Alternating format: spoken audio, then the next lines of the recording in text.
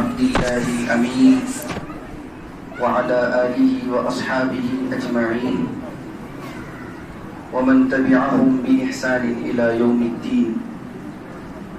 أما بعد فأعوذ بالله من الشيطان الرجيم. بسم الله الرحمن الرحيم. ما آتاكم الرسول فخذوه وما نهاكم عنه فانتهوا.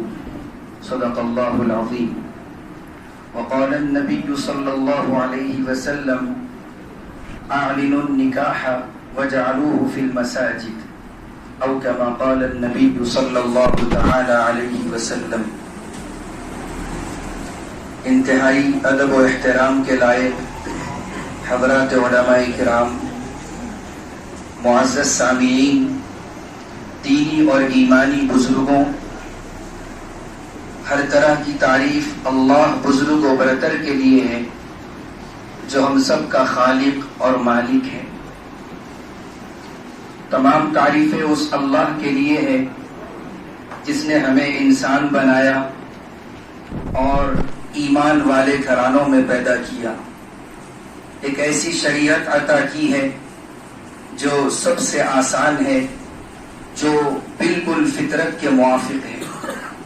شریعت ایسی عطا کی ہے، ایسا دین، ایسا مذہب عطا کیا ہے جس میں انسانوں پر کسی قسم کا بوجھ نہیں ہے. لاکھوں درود و سلام ہو رحمت دو عالم صلی اللہ علیہ وسلم پر، آپ کے صحابہ پر، اہل بیت پر، جن کی قربانیوں کے نتیجے میں ہم تک یہ دین اور یہ اسلام پہنچا ہے. معزز سامعین، جیسا کہ ہم سب جانتے ہیں کہ نکاح کی محفل ہے.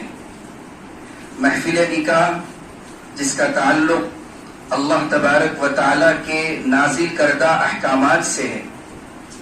محفل نکاح جس کا تعلق رسول اکرم صلی اللہ علیہ وسلم کی لائی ہوئی شریعت سے ہے.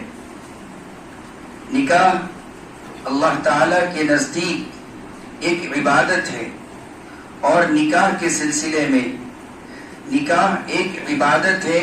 اس لیے اللہ کے نبی علیہ الصلوۃ والسلام نے فرمایا اعلنوا النکاح وجعلوه فی المساجد. نکاح کا اعلان کرو اور اس کو مسجدوں میں منعقد کرو. جس طرح نماز مسجد میں پڑھی جاتی ہے، جو محتم بالشان عبادت ہے، جو سب سے یعنی کلمہ لا الہ الا اللہ محمد الرسول اللہ کے بعد جو سب سے پہلا فرض ہے نماز، جس کی ادائیگی کے لیے ہم مسجد میں آتے ہیں، اسی طرح نکاح ایک عبادت ہے، اس لیے اس کو مسجدوں میں منعقد کیا جائے.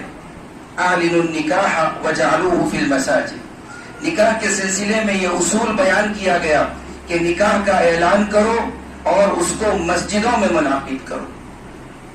نکاح یہ ایک عبادت ہے، اور یہ ایسی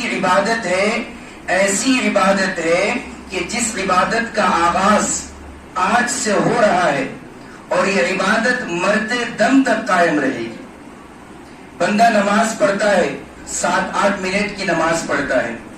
بندہ حج کرتا ہے، حج کے چند ایام ہیں، ان دنوں میں حج کر لیتا ہے. بندہ روزہ رکھتا ہے، رمضان کا مہینہ 1 مہینہ روزہ رکھتا ہے.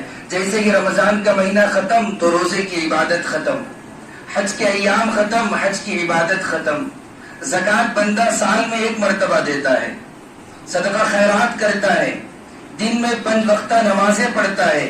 لیکن جتنی عبادتیں ہیں وہ ایک متعین اور محدود وقت تک کے لیے ہے. جیسے ہم لوگوں نے عصر کی نماز پڑھی تو عصر کی نماز والی جو عبادت ہے وہ مکمل ہو گئی.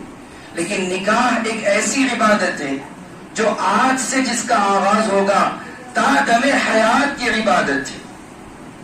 بندہ اپنی بیوی کے ساتھ رہتا ہے، اپنی زوجہ کے ساتھ رہتا ہے اور اس کی دیکھ ریکھ کرتا ہے.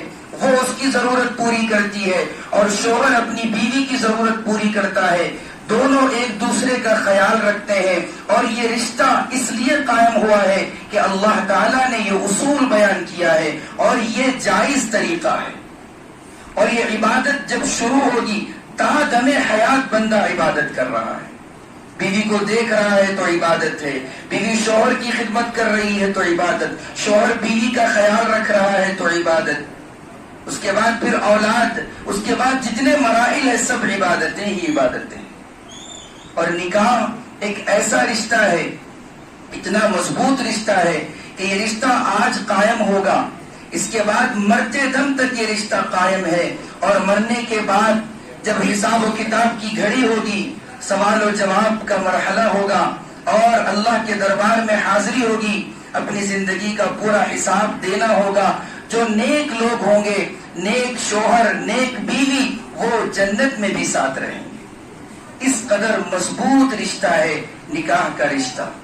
تو اس رشتے کی اہمیت کو سمجھنے کی ضرورت ہے، اسی لیے یہ ایک عبادت ہے اور اتنا مضبوط رشتہ ہے، جس رشتے کی مضبوطی کا اندازہ اس بات سے لگایا جا سکتا ہے کہ آج جب یہ رشتہ قائم ہوگا تا دم حیات، اور اس کے بعد مرنے کے بعد بھی جب نیک مرد نیک عورت جو ہے جنت میں بھی ساتھ رہیں گے، اور اس کو ایک مقام عطا کیا جائے گا جنت کے اندر۔ نیک بیوی اس کی ایک بلندی ہوگی، اس کی ایک شان ہوگی، نیک شوہر اس کا ایک مقام ہوگا، اس کا ایک مرتبہ ہوگا۔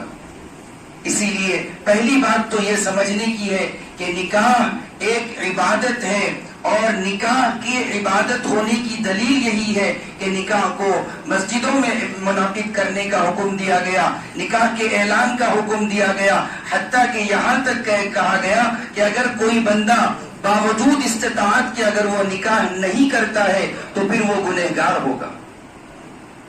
تو یہ ایک عبادت ہے، اور اس عبادت کو کس طرح ادا کرنا ہے، جس طرح نماز کے ادا کرنے کا طریقہ بتلایا گیا، حج کے ادائیگی کا طریقہ بتلایا گیا، زکوٰۃ کو کس طرح نکالنا ہے یہ سمجھایا گیا، مختلف عبادتوں کے طریقے بتلائے گئے، اسی طرح نکاح کا بھی طریقہ بیان کیا گیا۔ اور مذہب اسلام ایک ایسا مذہب ہے کہ اس کے اندر جینے سے مرنے تک کا ہر راز نمایاں ہے، واضح ہے، کھلا ہوا ہے۔ مذہب اسلام اپنے ماننے والوں کو کہیں پر بھی ادھورا نہیں چھوڑتا ہے، زندگی کے ہر موڑ پر، ہر موقع پر، ہر مرحلے پر جو ہے انسانوں کی رہنمائی کرنے والا مذہب ہے۔